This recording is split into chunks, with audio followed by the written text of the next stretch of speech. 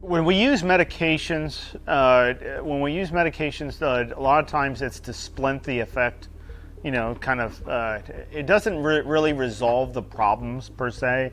There are medications that save people's lives, don't get me wrong, but a lot of the medications that we use, like a doctor sometimes would give a certain medication to decrease wheezing and things like that, and those are necessary. But there is no medication to fix an obstruction. There is no medication to fix stiff lungs. Nothing like that exists. So we have to rely on an exercise and rehabilitation. Okay, and rehabilitation should always, no matter what, should always be done with a clinical supervised staff. And what I mean by that is, like, HRN is a clinical supervised staff that monitors the patient during rehabilitation. Even after the program, they still monitor those patients. We still monitor those patients. So when we're doing rehabilitation, we always want to make sure we incorporate that to each and every person. But for overall health, it's not, for all these medications, your body's basically, it's going through and I don't mean this in a bad way. I really don't mean this in a bad way. I'm not trying to trigger you, or something, but your lungs, your body, and your health is declining. I'm just going to point it out. It's declining. If we keep taking medications, we keep adding, all this other stuff, but we're not doing anything for our overall health. Like, we're not exercising, we're not going for a walk, we're not trying to do breathing exercise, we're not doing any, then we just obviously, I'm using the word obviously, we're obviously getting worse. And it'll just keep getting worse. And if you're going back and forth to the hospital, well, that's very common with specific lung disease like COPD, because you're immunocompromised. So your immune system is compromised. And a lot of people, they'll try, let me add some garlic to my foods, let me do this. Again, your body's trying to attack all these infections. So all the immune support is going to those infections and not going to the other things that might be happening in your body, meaning you're immunocompromised. Okay, because your immune system's trying to attack this and that, and let's say you have kidney disease, you have an infection on your foot or something, or so on and so forth. You're immunocompromised. When you have a fever, you're immunocompromised. When you have a high temperature, you're immunocompromised. There's a lot of reasons to be immunocompromised. A lot of cancer patients, actually, I think most of them are immunocompromised. So they're more susceptible of getting sick than others because their immune system is well boosted, because they don't have all these complications. So how we fix that is we have to exercise our lungs and start exercising our body, because just exercising your body, your immune system starts getting boosted up. You're causing your red blood cells to be circulating faster throughout the body. Think of it like this. Let's say in this small little space, which is going to be hard to see on this camera, but let's say in this small little bit of space, okay, you can hold, let's say, 300 million cells, okay, in that small amount of space. And you have one small tear in that, okay?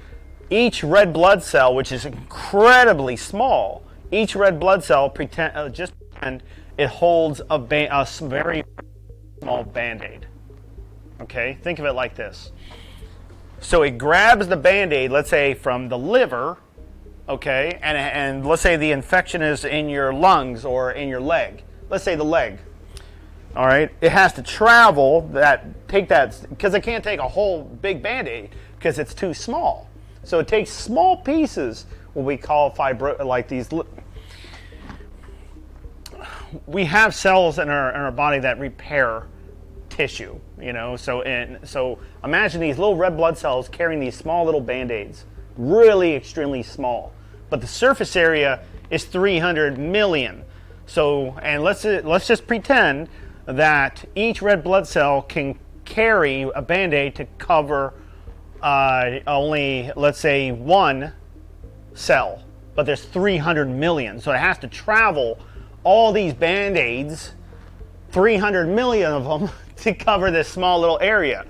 If I increase the blood flow, then those Band-Aids on those, I know it's a weird way of saying it, but it's a fun way to kind of it's a fun way to describe it to somebody that might not understand how the body works.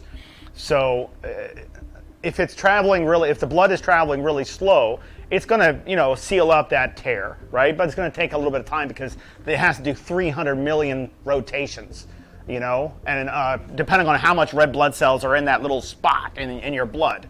So it has to grab all those Band-Aids to repair. Okay, and let's say that will take 6 days. If I speed up and I start exercising, the blood flow increases. So instead of 6 days, it might be only 3 days.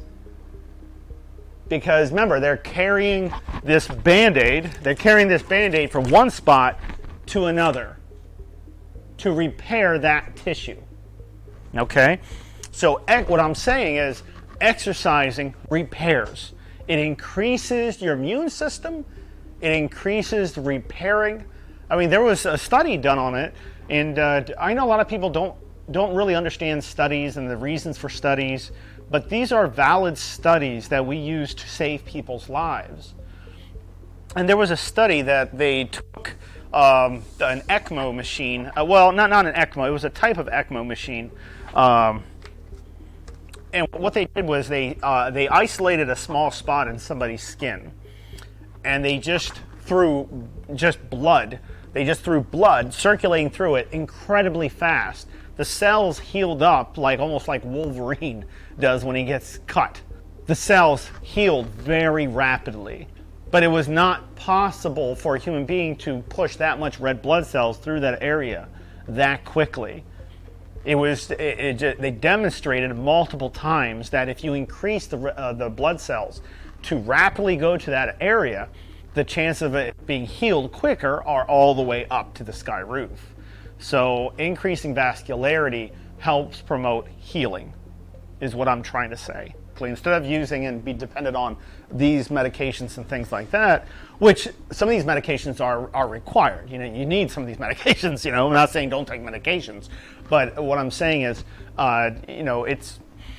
exercise increases the effectiveness of whatever they're trying to do. Okay, I mean, you exercise on a routine basis, you dramatically decrease stress. You dramatically, you decrease depression. You increase stamina. You increase agility, mental acuity, everything. Just exercising alone helps memory. I mean, just exercising alone helps somebody's brain. It's just incredible. So, you need to incorporate some exercise.